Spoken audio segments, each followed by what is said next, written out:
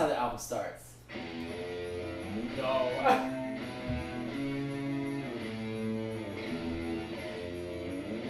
Alright, I think this is what I'll do. We'll play this song and the next one because it goes together. And then you can choose one. Okay. And then I can play the last one we just listened to.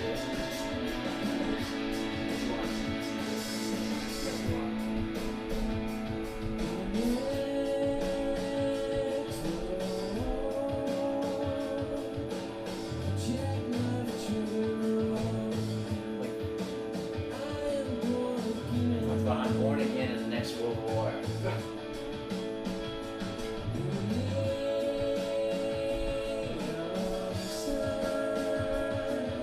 Cheers. Cheers.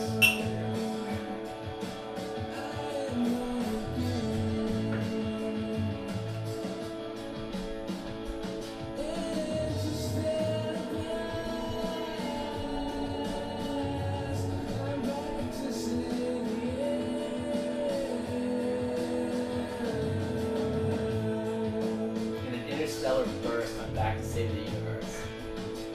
What do you think he's talking about? It's hard to say, it really is hard to say, but this one's called Airbag.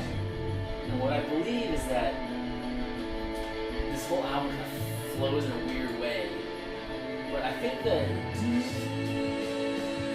it's describing a crash. So like he talks about this, it's called Airbag.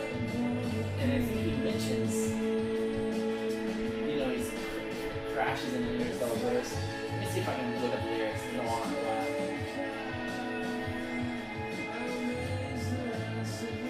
Yeah, I'm amazed that I survived.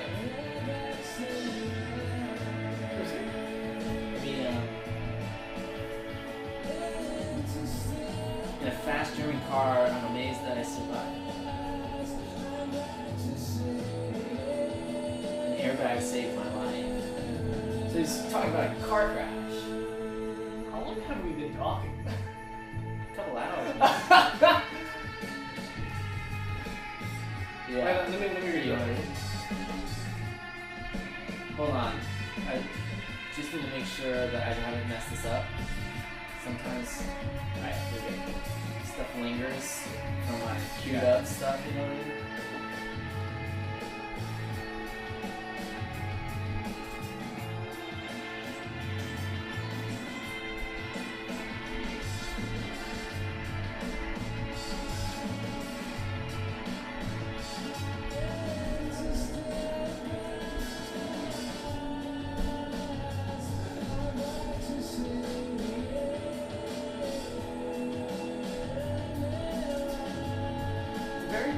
They're very positive lyrics.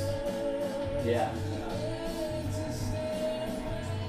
It's this very weird, like, I picture an alien like crashing in the world and like saving the world or something. Well, for me, I'm like imagining like they're born again. They're here to save. They keep saying, "Save the universe, save the universe, save the universe." You know, like they're the hero.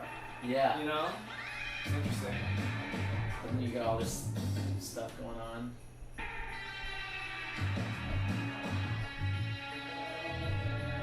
The next song is crazy.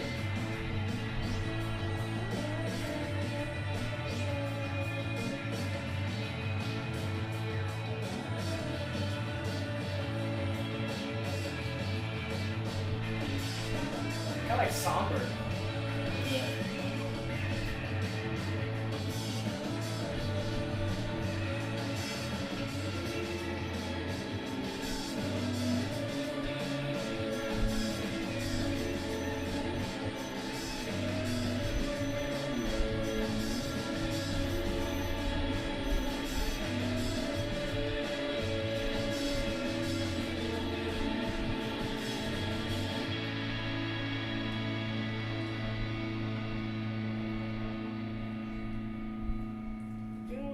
It's interesting. It's like get similar feelings when I listen to Brahms. Interesting. You know. Love this. So it's called Paranoid Android.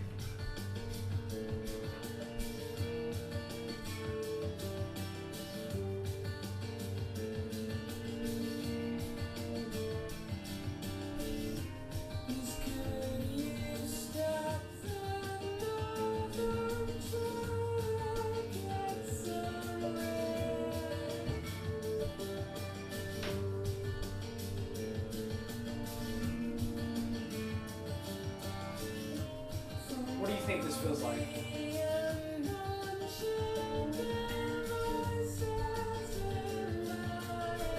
From all the unborn chicken voices in my head. It's a very confused song. But to me, this sounds like somebody who's just woken up by the crash that just happened before. And he's saying, please, could you stop that noise? I'm trying to get some rest. And now he's just thinking about the world he's living in. What's this? And the music's changing as he's asking himself, what's this?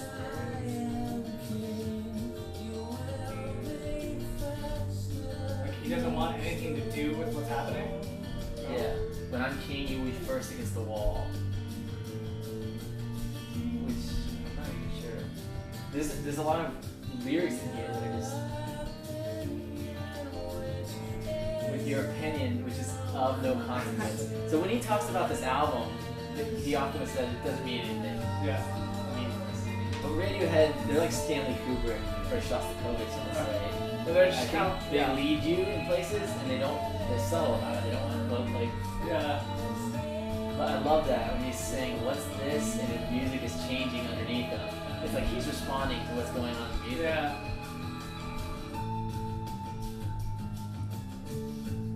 And now it's like it's a very dreamy piece. You know, you're changing in different like rooms. You're walking into different. I really feel like I get similar vibes when I listen to certain classical pieces, which is it's fascinating. A lot of classical musicians like Radiohead. Yeah. And I love Radiohead. Yeah. Ambition makes you look pretty ugly. Oh.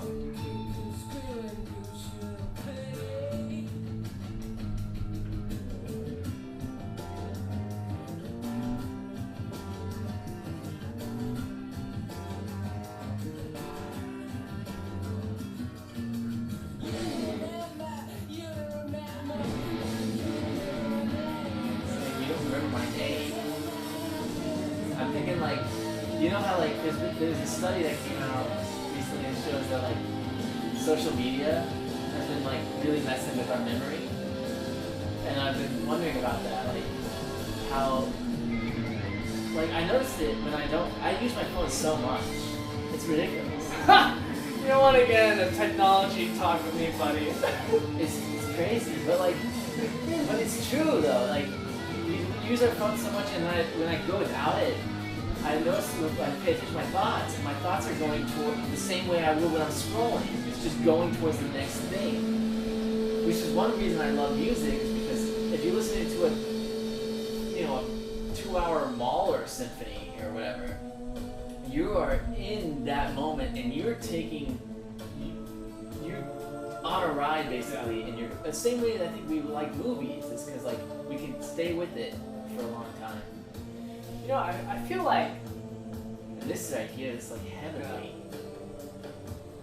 I feel like just as a human, we're just trying to define human nature. Like, what are we doing? You know?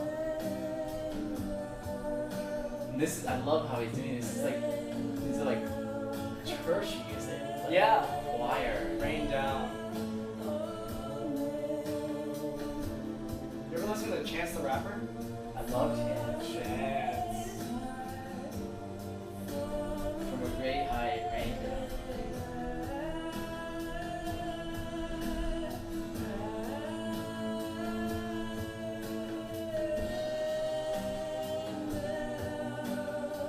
Yeah.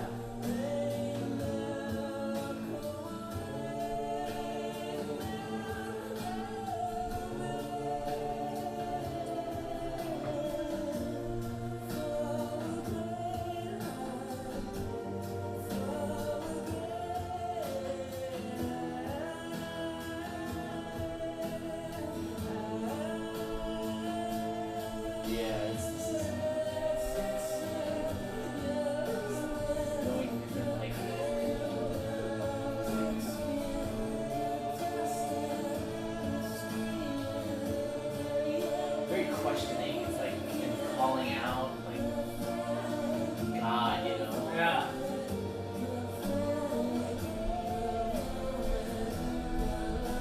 This is fascinating. God.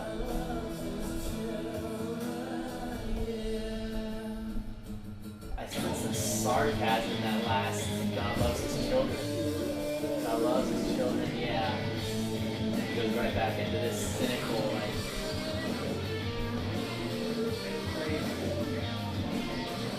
I feel that. You know what I mean? I feel that. And that's what I think everyone's feeling that to some degree. Like, we have lost that, like, religious. Honestly, let's call it what it is. We've lost it. Like, people aren't going to church, you know? And you could say that's a good thing. You could say that's a bad thing. You could say it's like, it doesn't mean anything at all. I think it means something. I don't think we've lost religion. I think we've replaced religion with something else. That's my thought. What do you think we replaced religion with? Social justice. Social justice, okay. Cynical race theory. All the stuff that in the universities we're learning. You know, it's religious. For so long we've had religion. And it's interesting because the modern world is kind of like away with religion. Yeah. But we've had religion because it's filled a void, I feel like. But what are we filling that void with now, since we don't have religion? That's what I mean. I think that, and I'm sure you share some of this with me if you're on Jordan Peterson's level.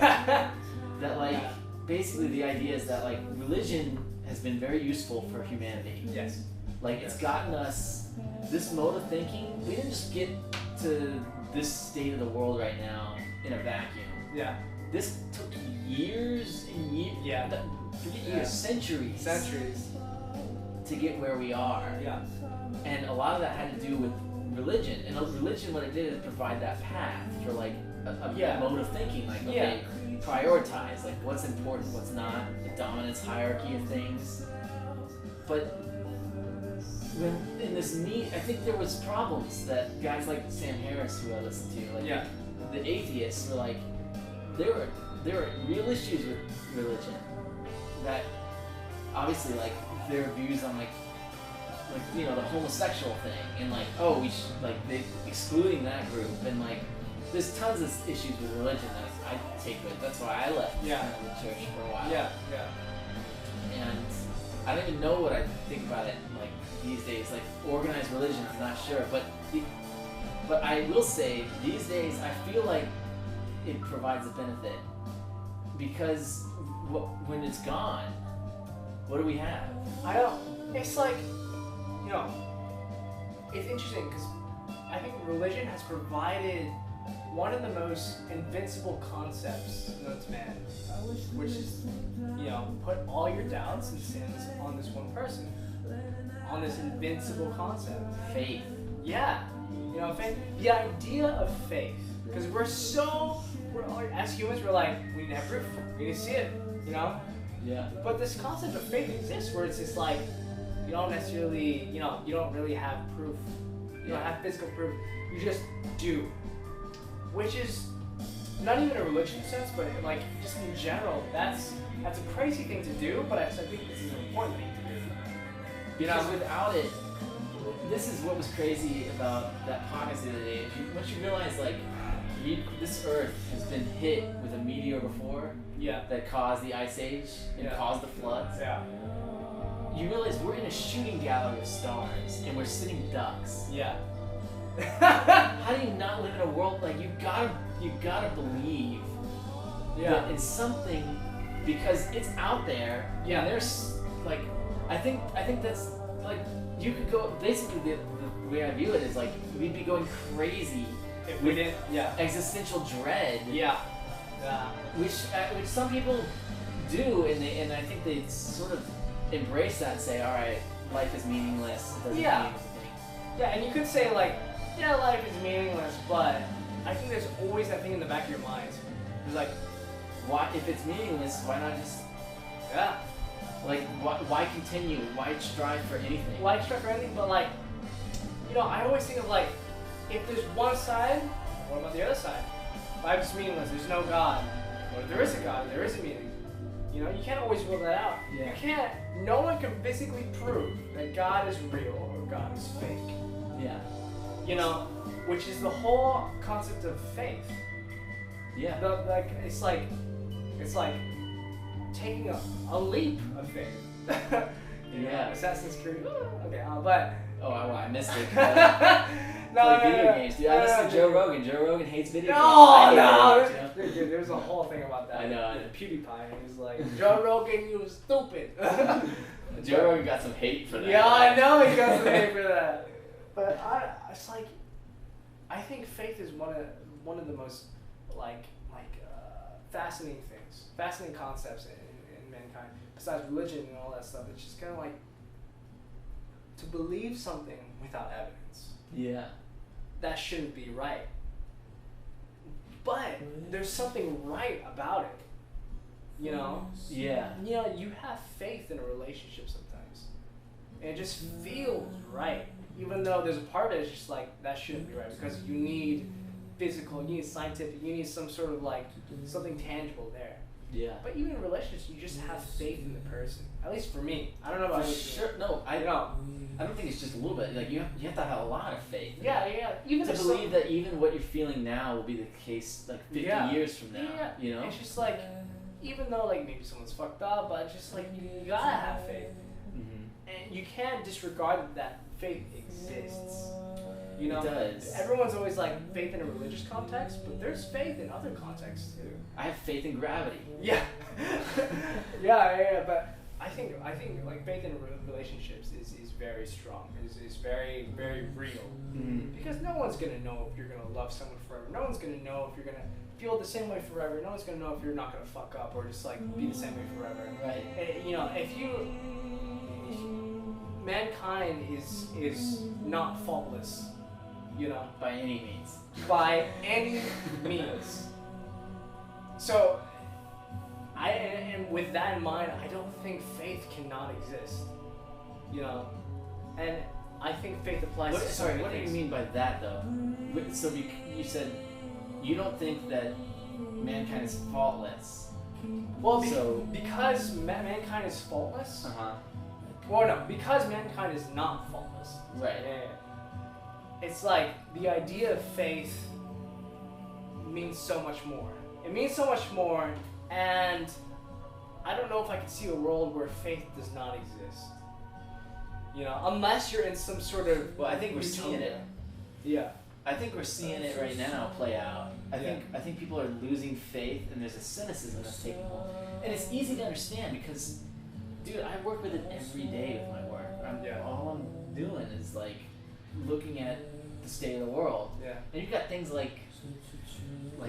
you know, cities burning down. You've got climate change, which is threatening the entire globe. Yeah. Which is something that we're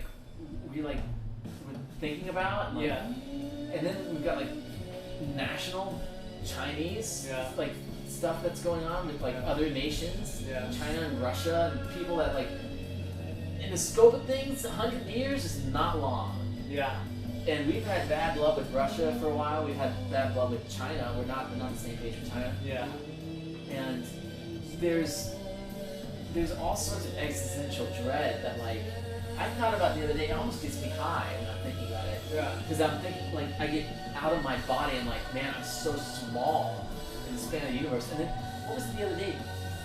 The New York Times just admitted that UFOs are have been a thing. Yeah. Did you see that? I did not see that. This was nuts. I mean, I've been watching this. I've been paying attention to it. It got covered up because the corona was going nuts. Yeah. Coronavirus is another thing. Yeah. It's existential dread. Yeah.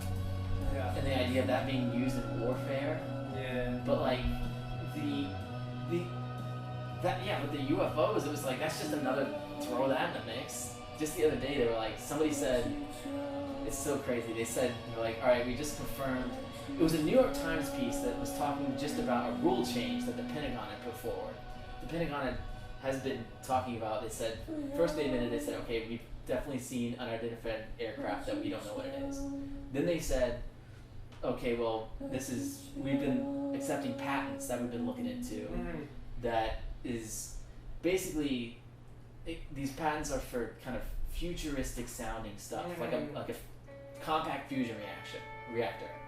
That stuff of science fiction. Yeah. But when the USPTO, the U.S. Patent and Trademark Office, denied the patent, they basically were said, 4-star Air Force general wrote to the USPTO and said, "We need this technology because China is already experimenting with it." Okay, that's strange. As soon as he does that, this guy man. Caesar Pie. Yeah. Is that his name? A Brazilian scientist. It was going into it is Caesar Pie. Had basically claimed that he'd already created a compact fusion reactor, which would allow for the UFO to be doing all that crazy stuff they see in the footage. God. Well, just the other week, the New York Times released this piece of information that was it was supposed to be like sort of not a big bombshell report. It was just the Pentagon announcing a rule change, saying we're going to take this more seriously of UFOs, which is kind of a bombshell thing in itself. But the bombshell didn't come from that. It came from a senior official who was interviewed about it and was marked in the thing as saying, he said, well, we've definitely seen and worked on aircraft not from this planet. Boom. What? And like, they just passed it off like it was nothing, but then everybody else was like, whoa, that's kind of like crazy. Like, and basically, you know that guy Bob Lazar, right? Is for a long time everyone said this guy's crazy. He claimed he worked on Area 51 with UFOs. He was just proved right in that moment. Yeah. And you know, who knows what they'll say next? They might backtrack and say like, oh. But the point is, there's existential dread all over the place. Yeah. And which I think I think mankind has struggled with existential dread for forever. Yeah. For the longest time. And music provides some sort of comfort. I don't know about answers, but definitely comfort. Or I would argue too that music forces you to address it. When you listen to Brahms that way, I hear in that C minor, that opening, I hear death. Yeah. Like there was a period at the end of your sentence, buddy. Yeah. And you know, you don't want to think about it, but it's there, it's waiting for you. Yeah. And for sure. I think that, I don't know, I just wonder about what we're seeing today in this world of ours. I wonder too.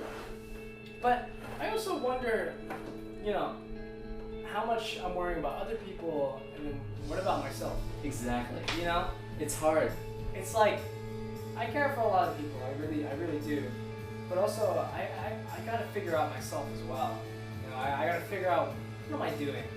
What do I need to do to feel better about myself? What should I be doing to move forward in life? Because in the end, it's just like, you do have other people, and caring about other people is one of the best things in the world. But you can't care about other people if you don't have yourself in order. You can't save the world until you address what's going on in your world. You clean your room. This is before, you know. Exactly. That's Jordan Peterson's point. Yeah. Is like, look, you can go out and try to save the world, but even to the protesters out there, like, you take it far enough, and we want what we want. Like, and I agree with them to some extent. Yeah. In a lot of ways, actually. Yeah. Like, things are going on in our government that I don't really like. Yeah. But at the same time, there is a fact that we have to realize. They have nuclear weapons. What do we have? I got a knife, a couple swords. I got whiskey. Like, the point being, the difference that I can make is minuscule right now. But what I can do is focus on making my corner better. I can only take responsibility for what I can control. Yeah. And I think we should strive to take as much responsibility as possible. Absolutely. I totally agree. It's like, you know, I can do what I can to affect the wide population. But, you know, realistically, how much am I going to affect the entire world? I mean, obviously, it starts with you. It starts with the small things, you know. With me? Yeah, it starts with you. Just you. I'm the one. Yeah, you are the chosen one. No, okay. An interstellar burst. Back in the universe. No, but like, I don't know. It's like I focused so much on my own self in the past few years, and I focused on the small group of people that I've had, and honestly, I've come up with results that I haven't really imagined before. like I've been trying to cultivate an environment for people that I really love and that can hang out, which you were invited one time but never came because of coronavirus, unfortunately. But you know, I've tried that and I've tried to like cultivate an environment, and the results I produced is just like an immense amount of love that I hadn't expected. Mm-hmm. You know, but in that, I know that I've affected people in a way which I hope was positive. You know, of course I'm not perfect or anything. And you also won't ever really know I won't ever really know, but the full extent of how your actions have implicated the entire universe. Butterfly effect. You know, but who's to know? But I'm definitely really satisfied with you know the people I've come in contact with recently and how I've interacted and how I've been able to affect their life and how they've affected me. You know, because everything we do, our relationships, which I feel like are almost like 70-80% of where we find satisfaction with people. Mm-hmm. It's just like the things I've gotten out of them, it has been so satisfying. But they've been affected, I've been affected, and in turn, hopefully, that's just the start of it. You know. Yeah. You know, that's where I start to make a difference for the world, just with the people close around me. Because you can't. Another one of Jordan Peterson's points is you can't better the world if you're weak. Yeah. If you're weak, you're doing nobody any good. Yeah. And the gaining power is an interesting thing because, like, as we talked about before, like Napoleon, power corrupts. Yeah. And I think you should see that sing out. It's very easy to have power corrupt. Very easy. I mean, but like, so how do you avoid that? Like, I think the way you do it is you rely on principles, and principles, those don't come out of a vacuum. A lot of the principles that we have, whether we like it or not, are based on that Judeo-Christian approach. Well, unfortunately. But yes. You know what I mean? Yeah. And I like, that's the thing is like, at least I say us, I mean like people in the States, Western culture has sort of delved into that and sort of is forming, whether we like it or not, it forms the basis of what we're doing. And maybe there's an argument to say, oh, we do away with that, we don't need it. I don't really buy it. I think we need some of those lessons. I don't think we need all of them. I think we need a good bit of them though, because we need a process of how to work in life. Yeah, I mean, I will say like, the Bible is not without merit. You know, a lot of people have gripes with the Bible, but you know, those things have lasted for a reason. If it were completely wrong, everyone would forget about it. Everyone would be like, that's like kind of weird, and some people would still like, that's kind of weird, but you know, like, it has laid out like, love your neighbor as you would love yourself. Don't kill, honor your father and mother. Golden rules, stuff like that. The Beatitudes. It's like, there are some basic things that the Bible lays out, which are pretty nice. Same with other religions too. Yeah, same with other religions. And unfortunately, I'm not as educated as I'd like to be about other religions. But, you know, it's interesting to think about.